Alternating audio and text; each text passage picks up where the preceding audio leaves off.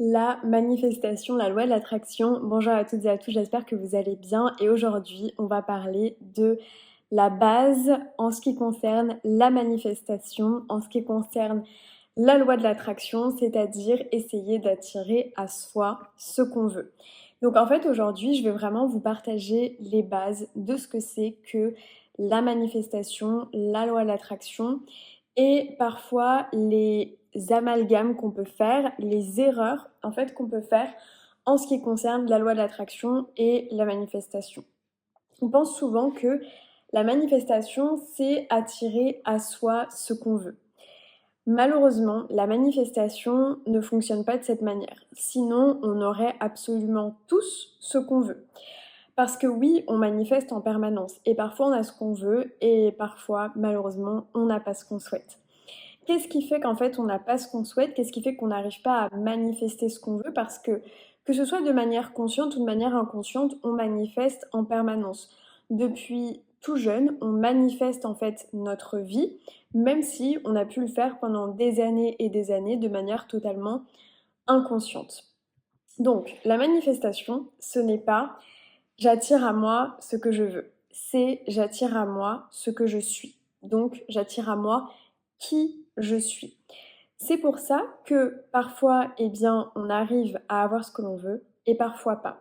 C'est-à-dire qu'en fait, parfois, il y a une dissonance entre ce que je veux et qui je suis.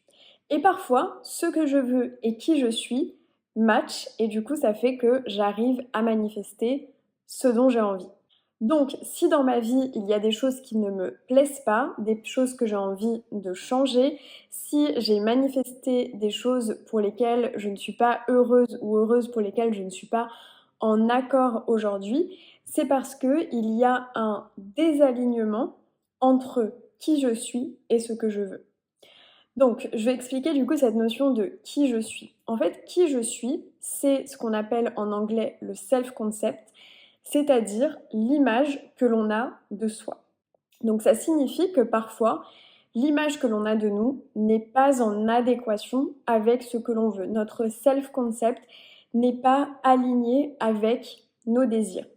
Je vous donne un exemple. Si par exemple vous avez envie de manifester une promotion au travail, c'est-à-dire que vous avez un certain poste et vous avez envie d'avoir le poste qui se trouve juste au-dessus de manière hiérarchique et que vous n'arrivez pas à manifester ce poste, c'est peut-être parce que dans votre self-concept, dans l'image que vous avez de vous, peut-être qu'il y a une croyance qui est que vous ne méritez pas ce poste ou qu'une personne le mérite davantage que vous, ou que vous n'êtes pas suffisamment qualifié pour ce poste. En gros, ça va être des croyances qui ne sont pas alignées avec ce que vous voulez. Si par exemple vous avez envie d'être en couple à nouveau avec un ex ou une ex, et que vous n'arrivez pas à manifester le fait d'être à nouveau en couple avec cette personne, eh bien peut-être qu'il y a une croyance inconsciente qui est que vous ne méritez pas d'être avec cette personne, par exemple. Donc forcément, pour pouvoir manifester ce que vous voulez, il faut venir réaligner votre self-concept avec ce que vous voulez. Donc si je reprends mon exemple de la promotion au travail, eh bien l'idée, ça va être de devenir cette personne qui a cette promotion ou qui a en fait déjà le poste que vous convoitez.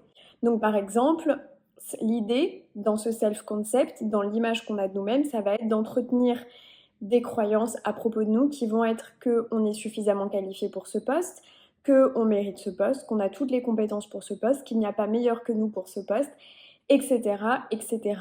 Et d'enlever en fait complètement le doute, de mettre de côté le doute que potentiellement ce poste ne sera pas pour vous. En fait, il faut vraiment supprimer tout le doute autour du fait que peut-être que ça n'arrivera pas pour que justement ça puisse arriver. Et chaque jour, vous manifestez le positif comme le négatif. Et ce qui fait que vous n'avez pas toujours ce que vous voulez, c'est parce que c'est votre inconscient qui manifeste. Donc si dans votre conscient, vous voulez avoir cette promotion au travail, étant donné que c'est l'inconscient qui va venir manifester, si dans votre inconscient, il y a justement, comme je disais, des croyances comme par exemple je ne mérite pas ce job, comme par exemple je ne suis pas assez qualifiée pour ce job, etc., etc., eh bien ça ne va pas fonctionner parce que c'est votre inconscient qui manifeste.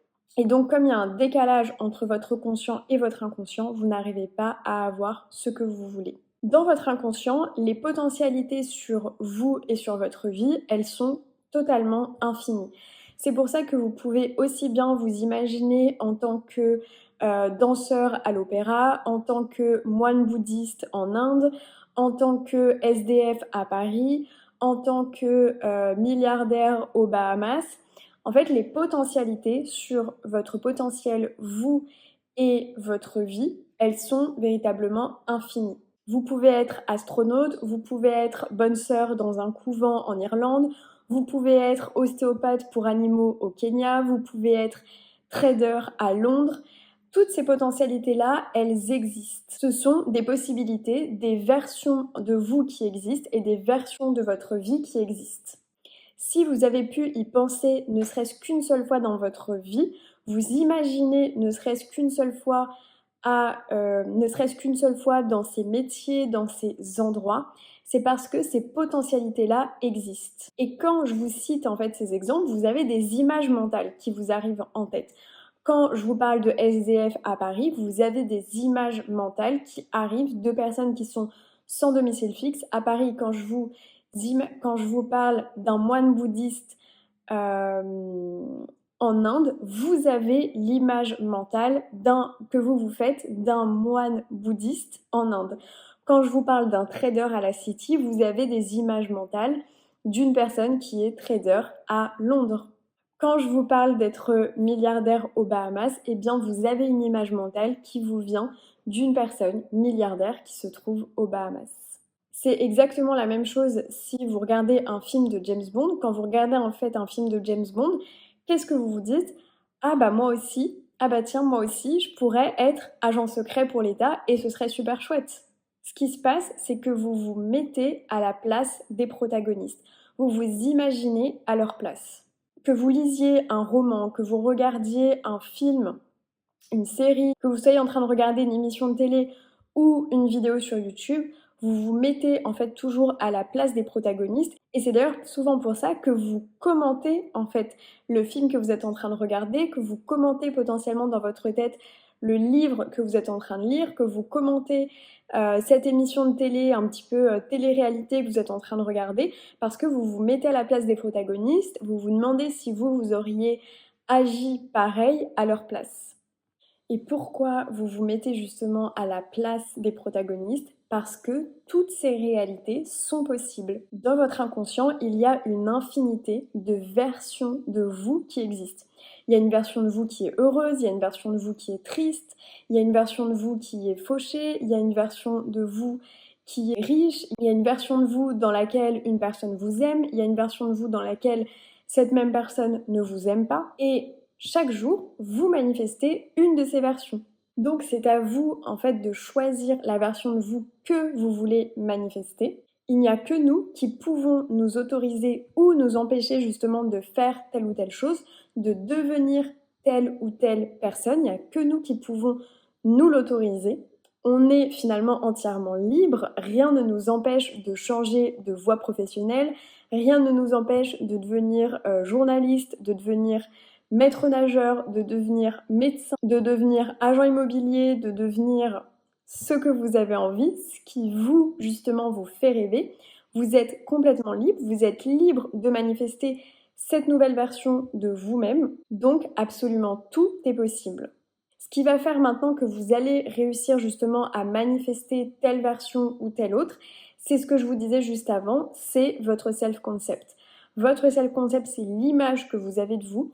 Et cette image, elle est constituée des pensées et des croyances que vous entretenez à propos de vous et à propos de la société. C'est ça, justement, ce qui se cache dans votre inconscient. Ce sont les pensées et les croyances que vous entretenez qui soit sont aidantes par rapport à vos projets, soit sont limitantes par rapport à vos projets. Tout ce que l'on crée dans la réalité est un reflet de ce qui se passe dans notre monde intérieur. Si dans votre monde intérieur, devenir une personne aisée et prospère est quelque chose d'impossible pour vous, alors ce sera impossible pour vous. Si dans votre monde intérieur, devenir une personne aisée et prospère est quelque chose qui est accessible pour vous, alors oui, ça deviendra accessible pour vous. Si dans votre inconscient, devenir entrepreneur est difficile, alors oui, ça risquera d'être difficile de devenir entrepreneur. Si au contraire, dans votre inconscient, c'est facile de trouver des clients et de gagner de l'argent en tant qu'entrepreneur, alors dans ce cas, oui, ça deviendra facile parce que vous ferez les actions qui rendront ça facile justement. En fait, tout dépend de votre monde intérieur et des croyances que vous entretenez à propos de vous, à propos de la société, dans votre monde intérieur. Tous vos succès sont liés à ce que vous percevez de la réalité à travers votre inconscient. Et donc c'est ça qui s'est matérialisé. Et c'est la même chose pour les échecs.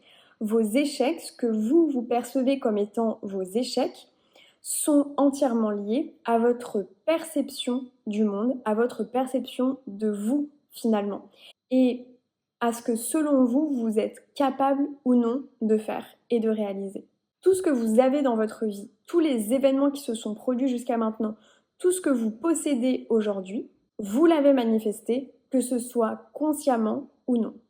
Le fait justement de prendre cette responsabilité, eh bien ça vous donne du pouvoir. Le fait de vous dire oui, je suis responsable de ma réalité, je suis responsable de ma vie, je suis responsable de mes choix, je suis responsable du résultat qu'est aujourd'hui ma vie, même si jusqu'à présent je l'ai fait de manière inconsciente, ça signifie que je peux choisir aujourd'hui de créer de manière consciente ma vie et mon futur. Je peux aujourd'hui changer la donne, car je suis responsable, car je manifeste en permanence la vie que j'ai actuellement, ce que je possède, ce que je ne possède pas, les relations que j'ai, le job que j'ai, les finances que j'ai ou que je n'ai pas, etc., etc.